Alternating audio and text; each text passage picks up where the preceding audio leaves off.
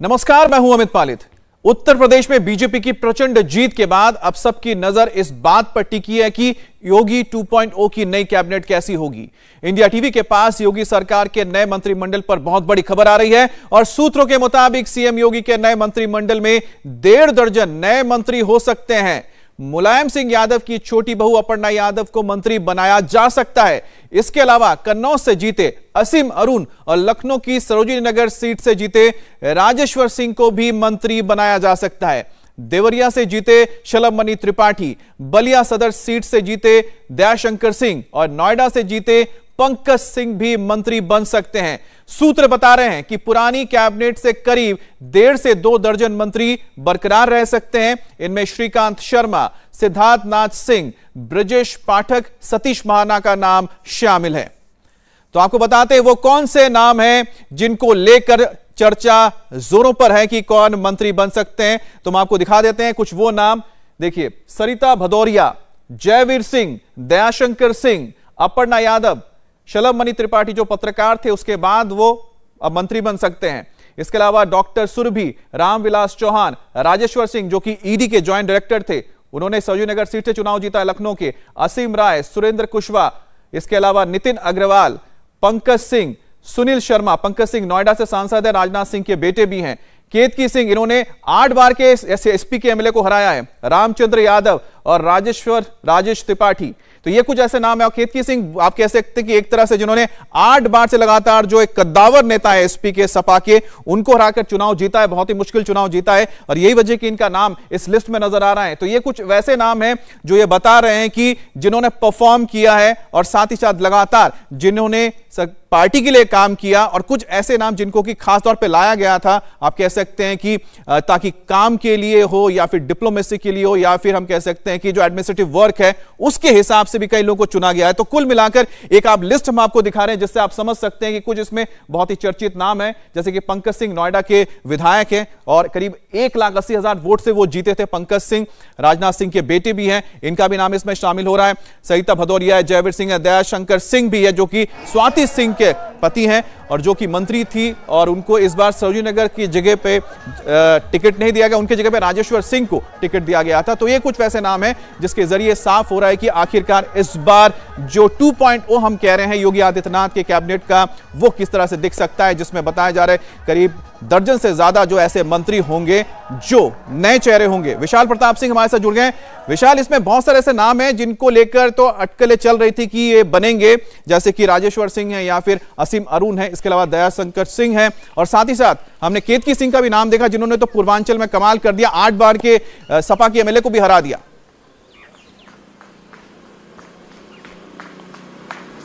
बिल्कुल अमित, अगर कहा जाए कि भारतीय जनता पार्टी की इस बार जो प्रचंड जीत हुई है उसमें काफी सारे ऐसे चेहरे हैं, युवा चेहरे हैं जिन्होंने ऐसे कीर्तिमान स्थापित किए हैं, निश्चित तौर पर उनको रिवॉर्ड मिल सकता है। हालांकि ये सब संभावित नाम है जिनकी लगातार चर्चा की जा रही है, जिसमें कानपुर के पूर्व पुलिस कमिश्नर असीम अरुण का भी नाम है जिन्होंने कन्नौज सदर की वो सीट जीती है जो पिछले 3 बार से लगातार समाजवादी पार्टी का गढ़ बनी हुई थी और लगातार उस पर समाजवादी पार्टी जीत रही थी। तो असीम अरुण का नाम इससे फ्रंट में आगे चल रहा है।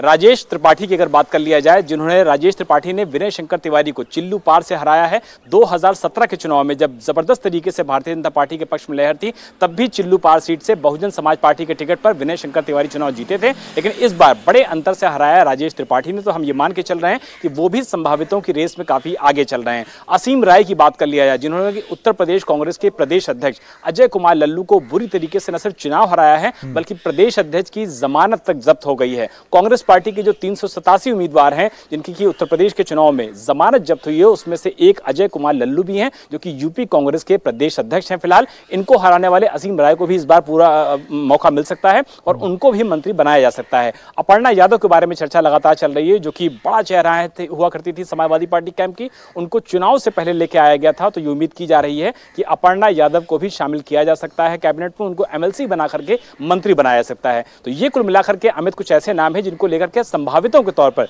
जबरदस्त तरीके से चर्चा चल रही है, लेकिन केंद्रीय नेतृत्व तय करेगा सीएम योगी से बातचीत करने के बाद जो कि इस समय कार्यवाहक मुख्यमंत्री हैं बीएल संतोष तय करेंगे, प्रधानमंत्री नरेंद्र मोदी की मोहर लगेगी और गृह मंत्री अमित शाह जिन जिन नामों पर मोहर लगाएंगे उसके बाद यह स्पष्ट होगा कि संभावित चेहरों में से फाइनल कॉम्बिनेशन का तो ध्यान रखा ही जाएगा। अच्छा विशाल, हमने जो नए चेहरे हो सकते हो तो बता दिए, अब जरा ये भी बता देते हैं आखिरकार वो पुराने कौन से चेहरे हैं जो इस लिस्ट में आ सकते हैं, कह सकते हैं जिनको एक बार फिर से मंत्री बनाया जा सकता है। कौन कौन है? श्रीकांत शर्मा जो कि मथुरा से चुनाव जीते हैं, सिद्धार्थ नाथ सिंह, उसके बाद कपिल देव अग्रवाल, ये पुराने हम कह सकते हैं कि जो चेहरे वापस आ सकते हैं। जितिन प्रसाद, महेंद्र सिंह, भूपेंद्र चौधरी, ये भी वो 3 नाम हैं जो अभी मंत्री थे, अब एक बार फिर से मंत्री बन सकते हैं।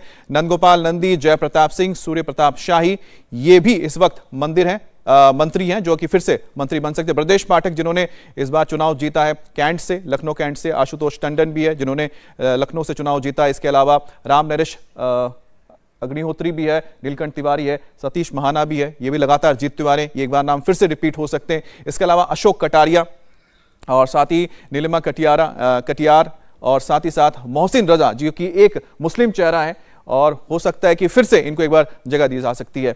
हमारे साथ लगातार जुड़े हुए हमारे संवाददाता विशाल प्रताप सिंह। विशाल, हमने कुछ नाम बताए हैं जिसमें हमने बताया जो पुराने जो मंत्री हैं जो एक बार फिर से रिपीट हो सकते हैं, जो चुनाव जीत चुके हैं, तो आपको क्या लग रहा है ये कि सभी के सभी रिपीट हो सकते हैं? इनमें से हो सकता है कुछ को जगह मिले या कुछ को जगह ना मिले?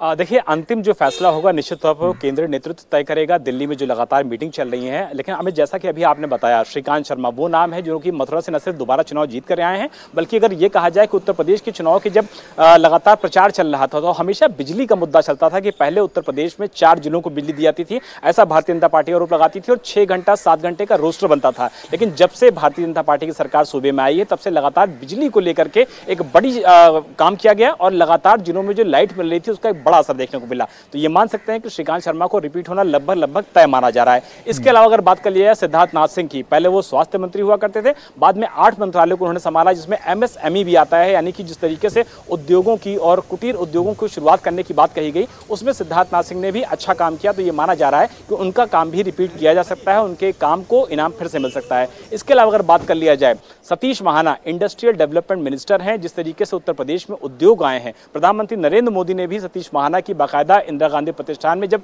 इन्वेस्टर समिट हुआ था तो उसमें तारीफ की थी और ये कहा था कि जिस तरीके से उद्योग आ रहे हैं उत्तर प्रदेश में लगने के लिए और जो इन्वेस्टमेंट आ रहा है उससे निश्चित तौर पर उत्तर प्रदेश को फायदा हो रहा है। तो ये कहा जा सकता है कि 8 बार के लगातार एमएलए सतीश महाना जो कि महाराजपुर कानपुर से चुनकर के आए हैं उनकी भी कंफर्म सीट मानी जा रही है और यह माना जा रहा है कि उनको भी मंत्री बनाया जा सकता है। इसके अलावा अगर बात कर लिया जाए ब्रजेश पाठक की, बड़े ब्राह्मण चेहरा है उत्तर प्रदेश की राजनीति के और यह भी कहा जा रहा है कि न सिर्फ उनका मंत्री पद पक्का है बल्कि यह भी हो सकता है कि उनके विभागों को बढ़ाया जाए या कुछ ऐसा किया जाए जिससे उनको एक प्रमोशन के तौर पर के आगे बढ़ाया जाए। अच्छा। तो ये कुछ चंद ऐसे नाम है अमित जिनको ये माना जा रहा है कि आने वाली नई कैबिनेट में ये कम से कम जो विशाल ये जो सारे नाम जो आए हम जो बता रहे हैं इनको देखकर कुछ लोगों को शांति भी मिली होगी, यानी सुकून मिला और कुछ लोगों की धड़कनें भी तेज हो गई होगी कि उनका नाम अभी तक क्यों इसमें नहीं आया, चाहे वो नए हो।